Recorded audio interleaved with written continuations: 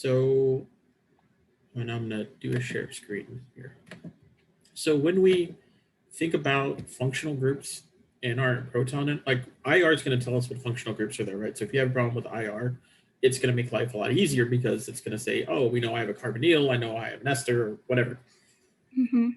When I look at proton NMR, you can't always make that assumption. However, sometimes you can see certain things. So, question for you: if I had a benzene ring, what's the most amount of protons I could have? If I just had a benzene ring by itself? 4. Nope. No. Okay. How many? Oh,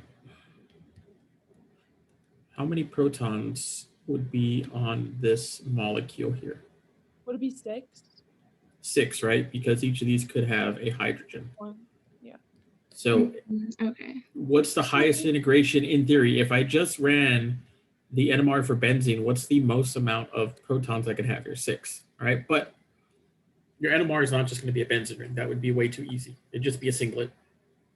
Well, technically a doublet, but you would just get a doublet continuous, just one doublet for that. You wouldn't be able to tell. So if your ring is connected to one other thing, how many protons should you see in your NMR? So for example, by this, I mean, instead of having this here, now we're connected to one thing.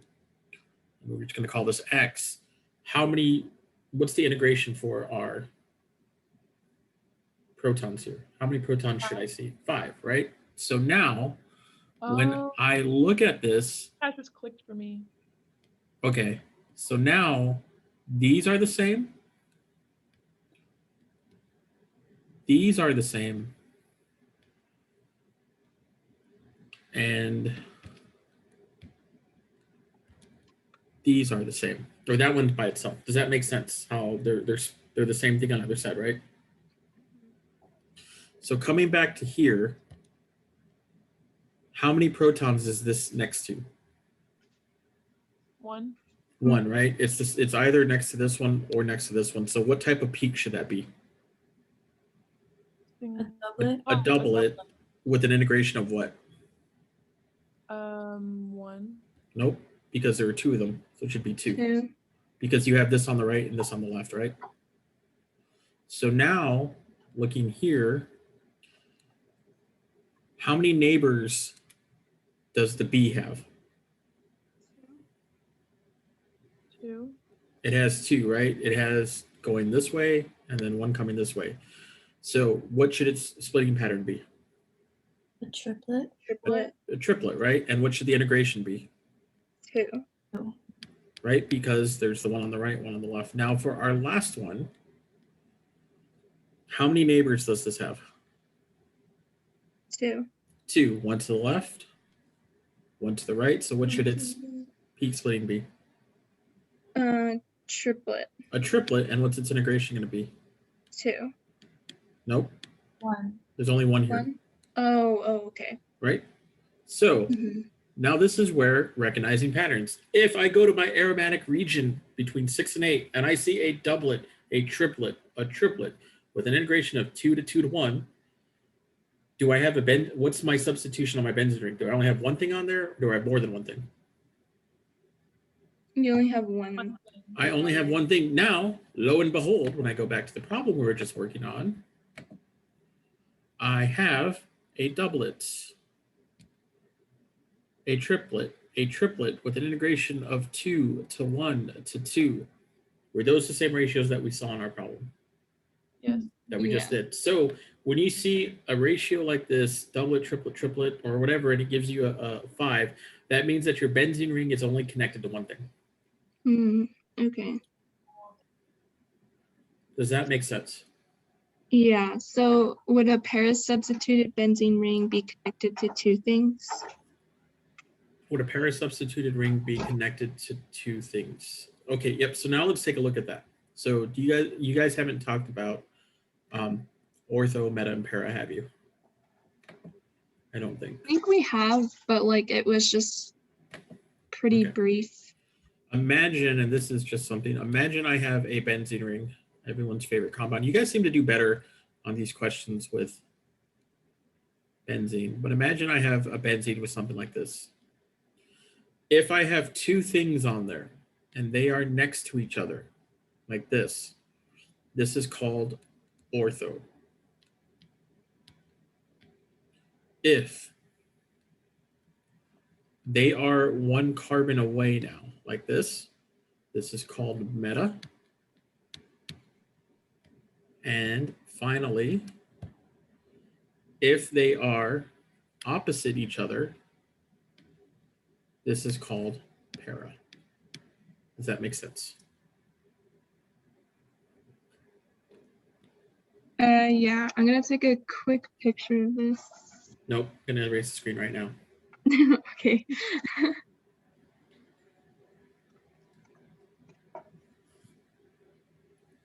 You know my philosophy, where I can hurt a student, I will. All day, every day. Like if I saw Morgan walking on campus, just throw a football right at her head. I would invite it. And I would wait till it was about, like after it hit her, and then I would yell, heads up. Laying on the floor. Heads up. Yeah, I'd walk over and maybe kick you a little bit, then say heads up. Okay. So does this make sense for our different types of substitutions? If you're asking people, what substitution do you think is the easiest to see in an NMR? Ortho, meta, or para, or are they all easy to pick out? They're all easy to pick out, but we're going to talk about our para first. So imagine if we're talking about our para here, like this, all right? How many protons does our ring have right now? 4. Has 4, all right?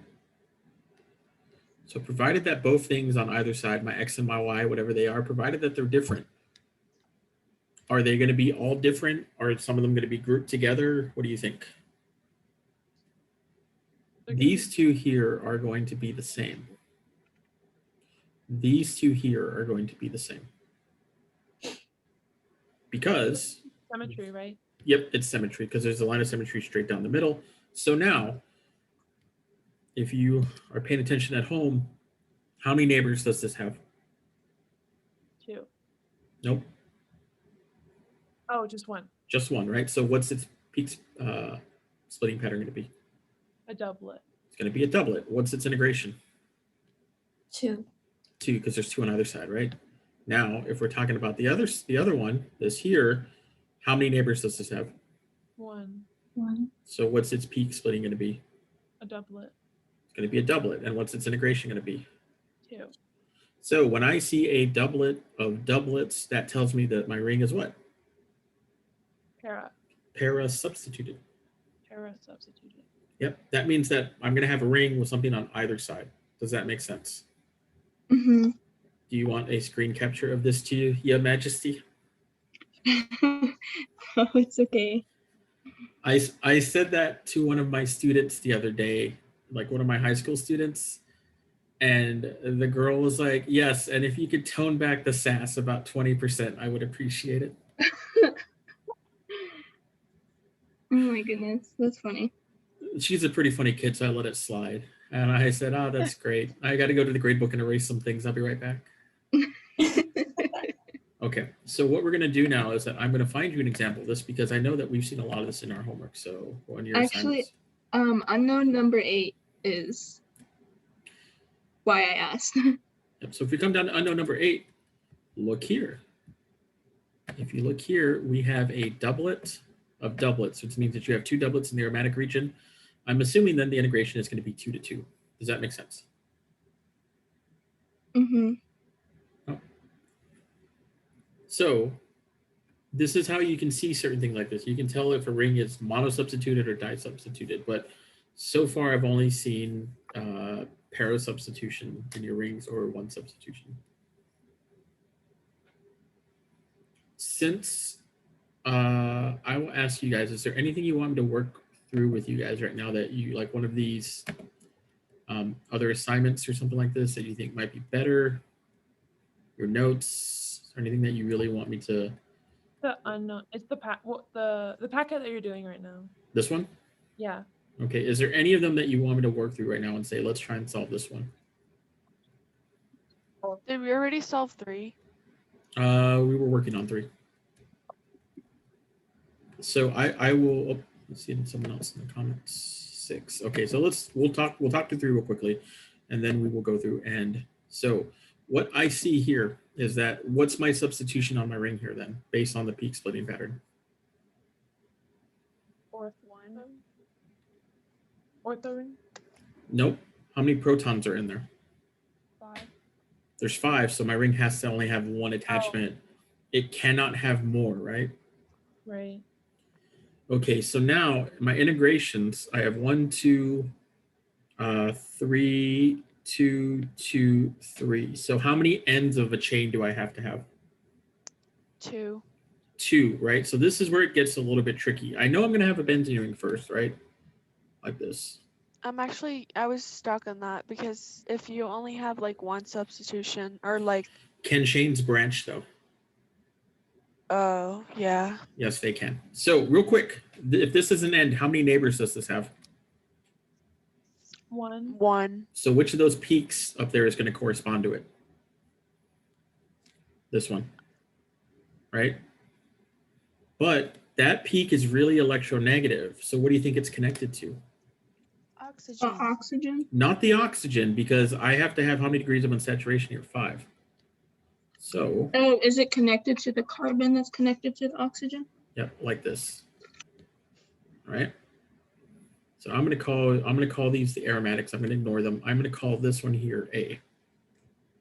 Right? It is connected to a CH3 that I'm going to label as B. All right.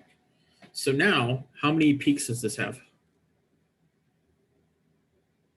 Which one? A. A. A has 6 peaks, so how many? It has 5 neighbors. 5. So it has to be connected to a CH2, right? And so it's probably going to be this one, which I'm going to call C. Say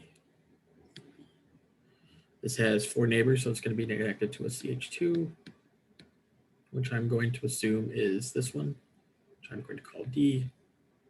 So would you recommend starting with the benzene ring when you have Yeah, a like this? That I started from like the other end, so maybe I messed up that. it doesn't matter, just as long as someone told me at the beginning, as long as you are consistent.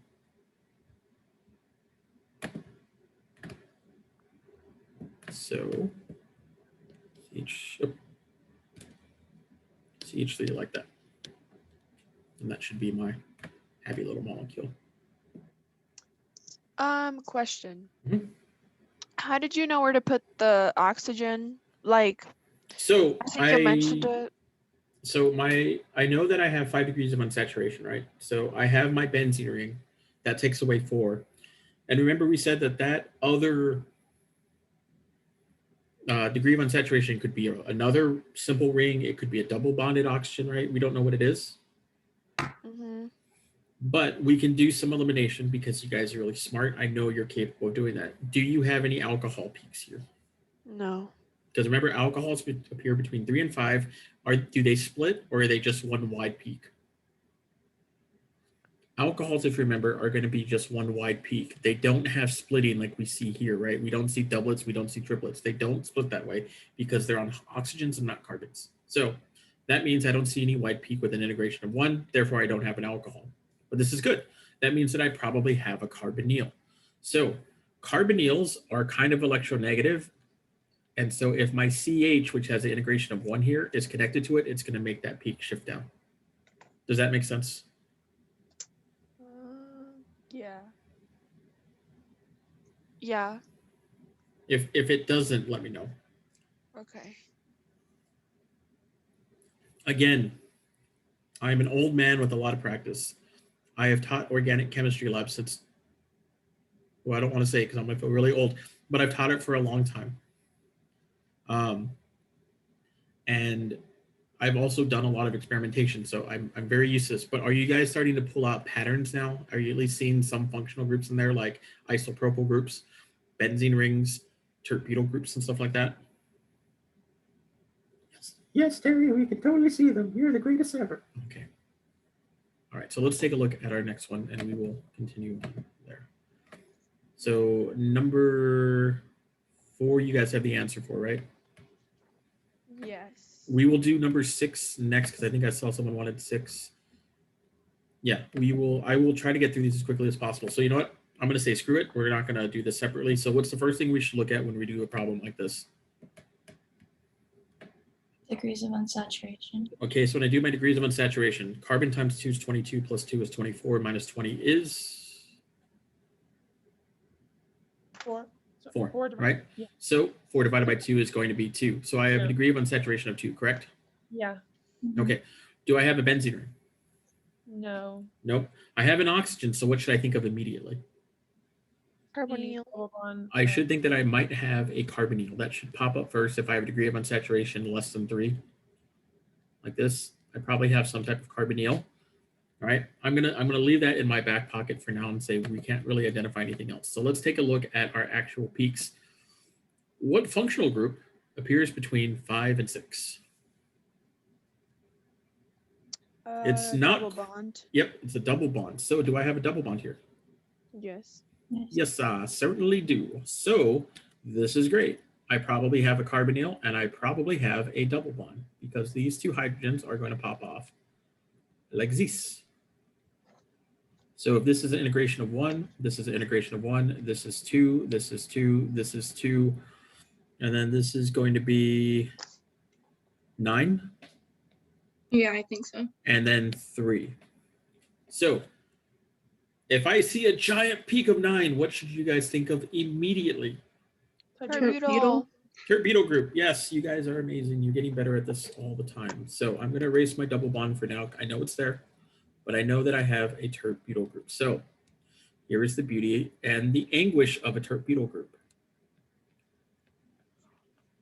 Since each of those CH3s have no neighbors, this carbon here that's in the center of my terbutyl group, that carbon cannot have any hydrogens, right? Because it's going to be connected to something else.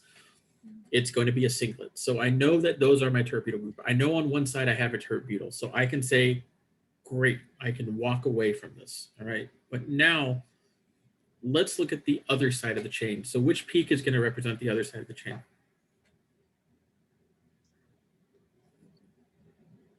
The 3H, Yep, this, like on top of the 9. yep, this right here. Yeah. Right. So how many neighbors does this CH3 have? 2. So it's connected to a what?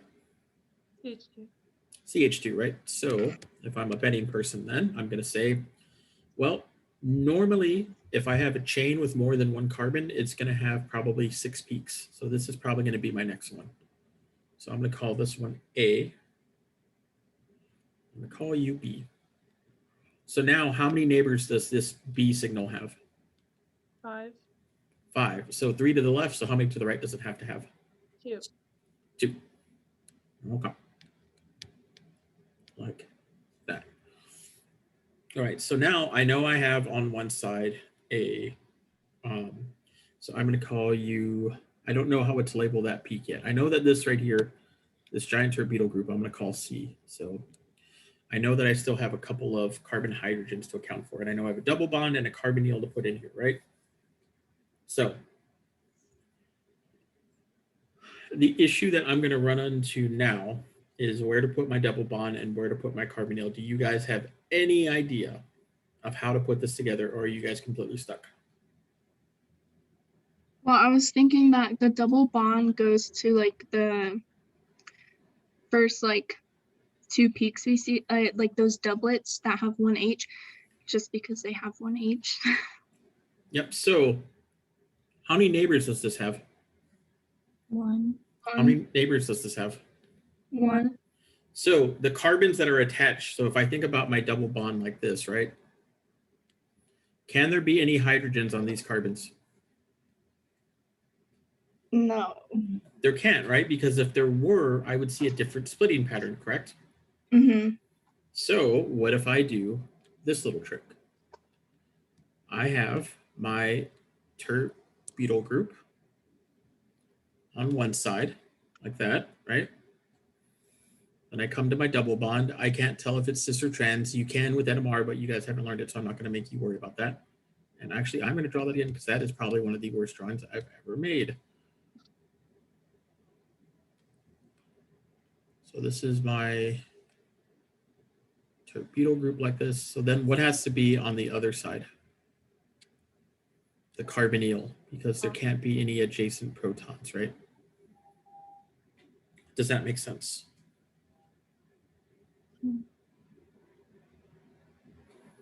Okay, Morgan, you look a little confused. So this proton here, right? And I'm going to erase some of this other nonsense real quick.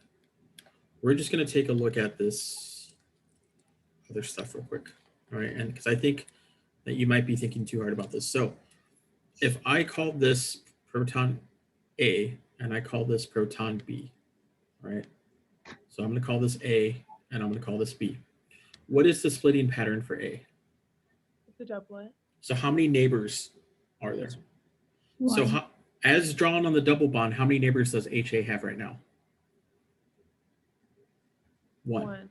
Can there be a proton on this carbon No. based on the splitting pattern, right? It has, yeah, I cannot have a CH or a CH2 or anything else there. Right. All right, now thinking about B, what is the splitting pattern for B? How many neighbors does it have right now? One. So can there be any protons on this carbon?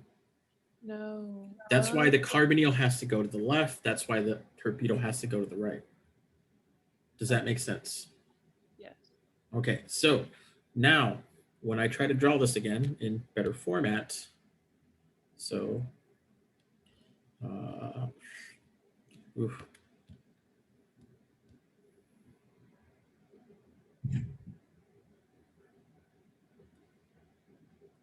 Those were the days.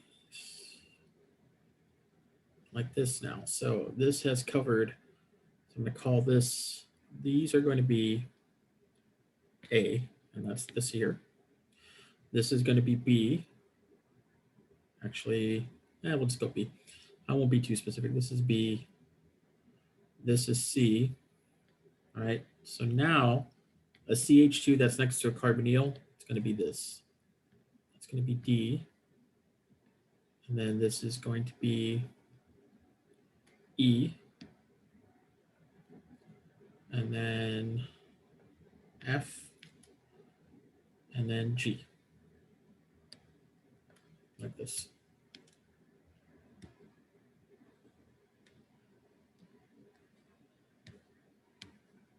Does that make sense? Yes. Okay. Another way you can think about this, I know on my integrations that this is a 1-to-1. This was a 2-2-2-9-3, right? So I know that this is going to be a CH3, and I know that this is going to be a torpedo, right? Just based on the shifts. If I see an integration of 2 and it's less than like 3, what type of group should I assume? CH2. Integration of 2, it's a CH2. Integration of 2, probably a CH2. Does that make sense? And now, since this is a double bond, I know I have a double bond of some sort, but since I'm only seeing a doublet and a doublet, there's probably no neighbors, and then I know I have that torpedo, and I know I have a carbonyl. So then it just becomes a matter of putting stuff together, hopefully a little bit, just a little bit better, but like that. Okay. So if there's two doublets together, does that mean that's like where the double bond will be? If your peaks for that are between 5 and 6. Between 5 and 6. Okay. Protons on the double bond are between 5 and 6. You can tell whether it's cis, trans, or geminal based on the distance between the peaks, but you don't have to worry about that. Okay. That's like fancier calculations that you can do. I took a class in grad school that was advanced spectroscopy, and we would do problems that had IR, NMR, and carbon NMR. And they were typically molecules that had like 70 to 80 atoms. And we had 3 problems in a 1-hour test. So I think on the best performance I ever did was I solved 2 and got halfway through, and I still got an A on that test. You don't know fear until you're crying during the middle of an exam. Why did I come to grad school? I was happy in Seattle. No one would bother me with future problems. Okay, so let's go to Antonio. You said it's 6. Was that the one you wanted to look at?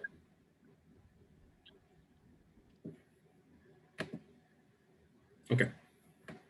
So coming to 6, what's the first thing that we should do again, Morgan? Degrees of unsaturation. Okay, so what do you get for your degrees of unsaturation?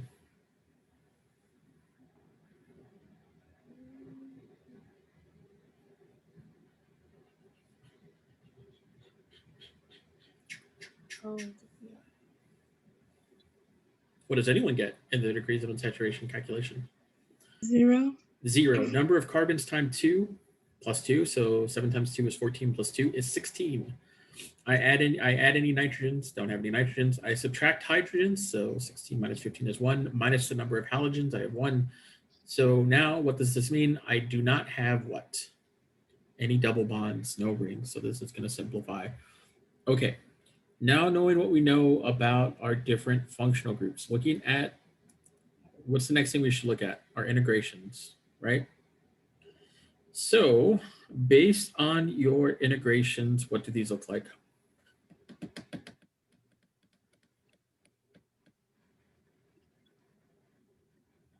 I would say that your integrations here, like a 1 to 2 to 2 to 2 to 2 to 6. Do you guys agree with that?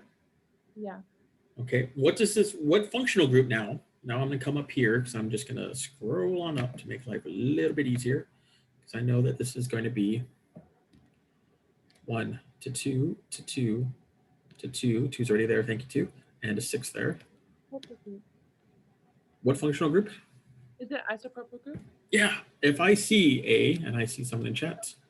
The doublet with the 6. I see a peak with 6, right? And I see a peak with at least 7. And if I zoom in there, provided this isn't a dick move, and it's not, it is going to be an isopropyl group because everyone loves isopropyl group. Fun fact, isopropyl alcohol is less toxic than ethanol. So you can drink it? I wouldn't because the stuff they sell in the store has other stuff in it. But if you had like a pure sample of isopropyl alcohol versus ethanol, like it was pure 100%, nothing else in there, it would be relatively safer to drink. Again, don't do that. Let us be clear as I look into the camera, you YouTube, do not drink isopropyl alcohol. I'm going to do it after this test. Whatever you do, just don't drink methanol. That can cause you to go blind and kill you. A bunch of hillbillies during Prohibition, when they would make alcohol, they accidentally made wood alcohol, which is methanol. It essentially just eats through your optic nerve and then goes into your brain and kills you. I know, like, like kind of in the middle of the pandemic there, and you know, the people were mass producing like hand sanitizers. There was one factory that accidentally put methanol in it. Yeah. And yeah. It's not great. So real quick now, thanks to Morgan's astute observations and potential blindness, I know that I have an isopropyl group. So I'm going to draw my isopropyl group right now. All right, so you're here and you're here. All right, so I'm going to call these two peak A here, and then I'm going to call this peak B for my isopropyl. But now, Morgan, how many neighbors does my peak B have? How many peaks are in there? Oh, wait, no, 6.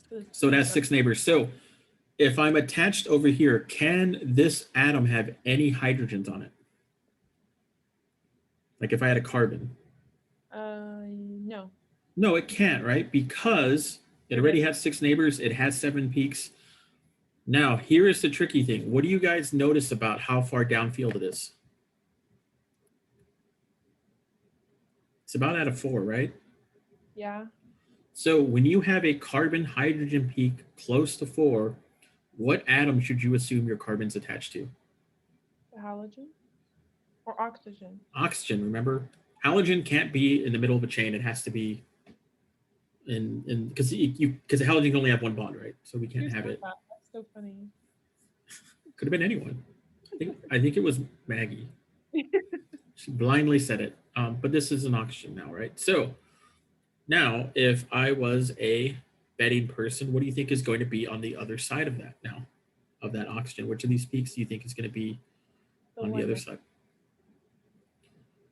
It's probably going to be a CH2, right? Because That's the only option. I have yeah, that's my only option right there, right? Because it's really far downfield, right? And it has an integration. So now how many neighbors does this have? 2. 2, right? So then we're going to say that it is connected. Now I'm going to come down here and draw this a little bit cleaner. All right, so it has 2 neighbors, so it's going to be next to a CH2 as well. All right, so now this is probably where we start running into a little bit of an issue. And what's the issue here? Any idea? Which peak do you think is going to be next? I'm gonna put numbers below here. We're gonna say peak 1, peak 2, or peak 3. Which one do we think is going to be next? Peak 1. Nope, it can't be peak 1, because if it was peak 1, how many neighbors would it have? Oh, it already. 2, right? But what did we just say about our halogen? It can't be at the end, but maybe it could be on the end of the end. What if at the very end we had a CH2Br?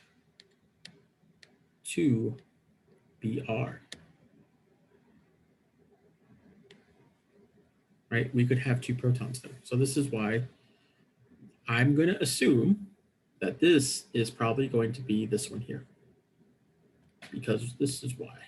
So what I'm going to do here is that I'm going to come back here and we're just going to erase this and we're going to think through this. So I know that I still need to go through these 2. What type of functional groups should I think those are when they are integration of 2 and they're below like 3?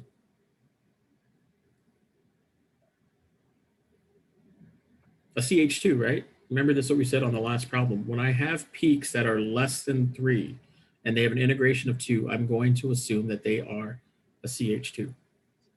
So now if I have this CH2 here, like this, right? And then another CH2, this one would have 4 neighbors. So it's probably this one. So I'm going to call you D. Right? And now this one also has 4 neighbors, right? So I'm going to call you E, which means on this side right here, coming off of it. So if I label this, hold on, 1, 3, and then this is going to come to that CH2 bromine. Can you guys see that? Or are you stuck on that?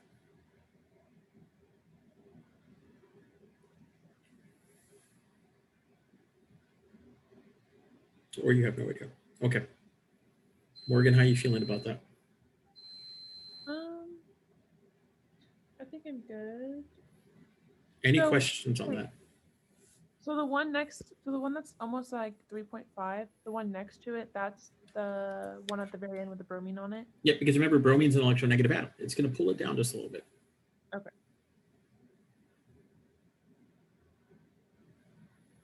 So remember, halogens can only have 1 bond, so they can't be like at the end of a chain. They can be attached to like a CH at the end of a chain. But since we don't have, what's our degrees of unsaturation here? 0. 0, right? So how do we tell which peak is the end of a chain? What's true about the integration? They have to be in multiples of. Maggie, I know you know this. If I have the end of a chain, what is my integration for my carbon hydrogens? Multiples of what? What was the Over- question? If I have the end of a chain, right? Like one of my peaks is representing the end of a chain, what's the integration going to be a multiple of? 3. 3, right? Because a CH3 is a terminal, right? Or an isopropyl would be 6, or a terpidyl is 9. How many peaks do I have with a multiple of 3?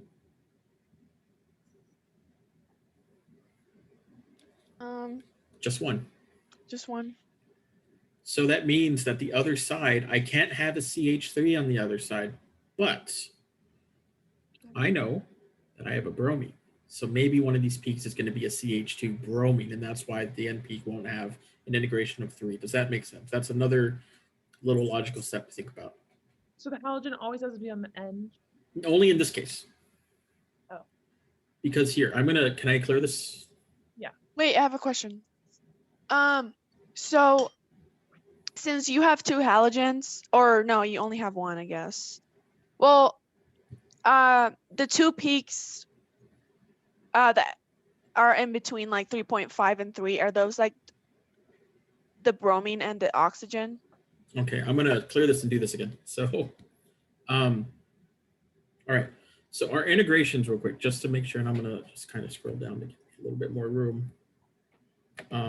Our integrations for our peaks, right, are 1, 1, 2, 2, 2, 2, 6. So if a peak represents the end of a chain, typically what is the integration? Like if it's a CH3 or an isopropyl or a terbutyl, what does it have to be a multiple of? 3. 3. So on one side, I know that I have this isopropyl group, right? Yeah. Okay, so knowing that I have this isopropyl group, all right, and ooh, that's bad. Knowing that I have this isopropyl group here, on the other side of the chain, is there going to be a CH3? Can there be a CH3? What do you mean? In order to have a CH3, what does the integration need to be? 3. Do I have any peaks right now that have an integration of 3? No. No. So can I have a CH3 at the other end of my chain? Oh, no.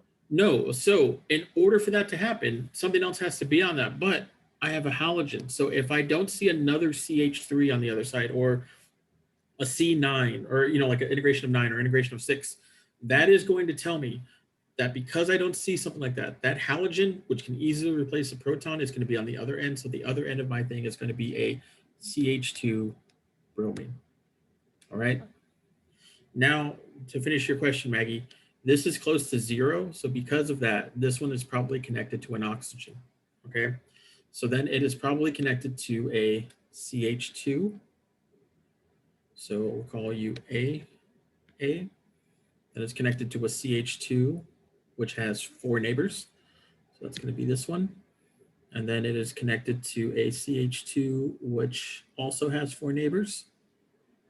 This one. And now the only thing left is this here. This has 2 neighbors. So then we're going to call this the CH2 bromine, because this has 2 neighbors, which is present here. And it has an integration of 2 because it only has 2. So that's how you tell that goes together like that. Does that make sense? Yeah, thank you. Okay, I'm going to come back and then we'll finish 8. So time's about up. So I'll come back and we'll finish 8 and 7.